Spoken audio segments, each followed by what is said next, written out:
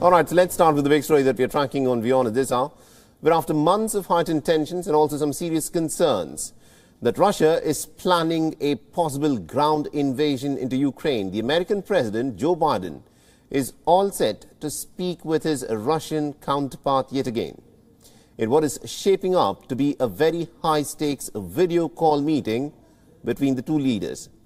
And this meeting could potentially decide the course of what happens along the border at Ukraine. The White House aides remain skeptical that diplomacy can stop President Putin from destabilizing Ukraine. Biden is expected to encourage diplomatic de-escalation over the conflict in the Eastern European nation. The White House has already warned that the United States is ready to boost its military presence in Eastern Europe if Moscow were to escalate its military activities along the border with Ukraine.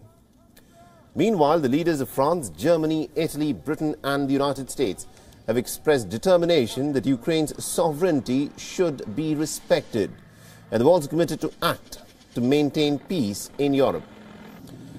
Now, interestingly, the US Secretary of State Antony Blinken also spoke to Ukraine's President Volodymyr Zelensky ahead of the call.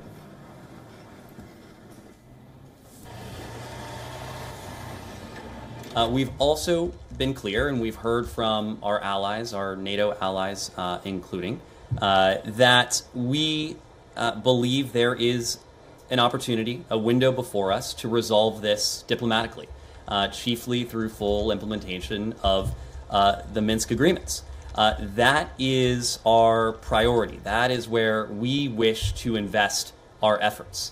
At the same time, we've been clear that if Moscow shows no interest in investing in a diplomatic off-ramp, that the United States and our partners, and we heard this loud and clear from our NATO allies in Riga last week, that we would be prepared to implement measures that we have not implemented in the past.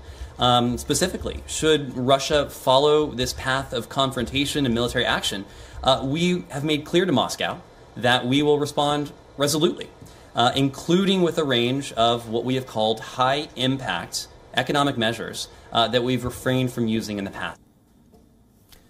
The declassified assessment disclosed by the Biden administration last week suggested that Russia may have as many as about 100,000 troops on the border, and potentially it could be ready with as many as about 175,000 troops by as early as next month to carry out a possible ground invasion along the border with Ukraine.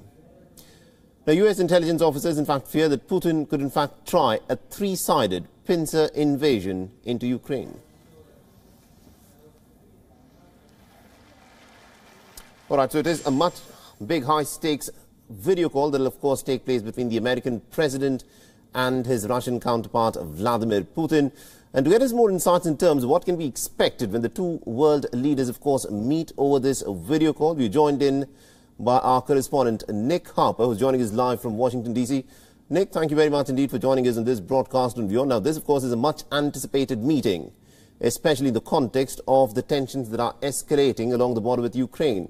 So tell us what is expected of this, with what expectations is the American president entering into this meeting? This phone call in the coming hours could be one of the most significant of President Biden's career, as it could decide the fate of Ukraine. We are told that the topic of Ukraine will be a prominent part of the discussion, that President Biden will bring his concerns to his Russian counterpart. Satellite imagery put together by the Pentagon shows there are Russian troops massing in 4 separate locations along Ukraine's border, about 175,000 Russian troops in total. A top US official said ahead of this phone call between the two leaders that this was the playbook that America has seen used by Russia in the past, specifically back in 2014, when Russian troops invaded and annexed the Ukrainian peninsula of Crimea. And there are fears that we could see another invasion by Russia in the coming weeks, potentially as early as next month. So the White House, in briefing reporters ahead of the phone call, said President Biden was not going to hold back in conveying his concern, that he is going to be clear about the range of diplomatic consequences should Russia go ahead with this invasion. He will say that diplomacy is the only way forward.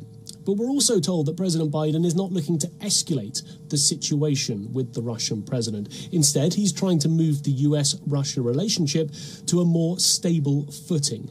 White House Press Secretary Jen Psaki was asked whether the US would consider sending troops to assist Ukraine. She said that that was not the US's first priority. We're also hearing that the Russian president will come to President Biden asking for a guarantee that the US will never get NATO to send troops to Ukraine, and also that the US would block Ukraine's potential membership, joining the Western military alliance of NATO. However, the State Department press secretary, Ned Price, spoke about that ahead of the phone call, essentially saying that that was a guarantee that Joe Biden was unwilling to give. It will be a very significant phone call between the two leaders, and we're told that Joe Biden will be pressing hard when it comes to these concerns about the Russian military buildup. Nick Harper, all right, Nick. Washington. So this, of course, is going to be a very important meeting between the American President Joe Biden and the Russian President Vladimir Putin. It remains to be seen as to how deep the Americans would be willing to engage themselves. Ukraine, remember, is not a member of the NATO alliance. So this, of course, is what makes things complicated. The Russians have said that they don't want the Americans to cross their red lines.